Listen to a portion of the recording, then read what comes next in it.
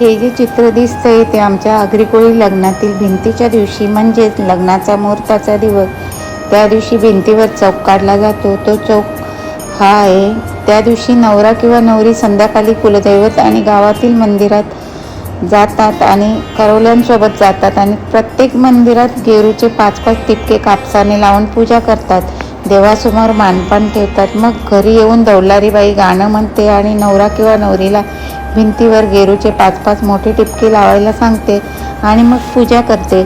मग हळदीच्या दिवशी करवली ती भिंत गेरूने आयताकार रंगवून घेते आणि ती भिंत सुकल्यावर त्यावर चुन्याची निवली पाण्यामध्ये कालवून त्यावर श्री गणेश देवांचे टाक, केळीचे, नारळाची झाडे, मांगल्याचे प्रतीक म्हणून चंद्र सूर्य ही काढले जातात। त्यांना जसे शक्य असेल तसे चित्र काढतात। भातकुटणी, जात्यावरचं तळण, घोड्यावरचा नवरदेव, वराडी, वाजंत्री, तोरणं काढली जातात।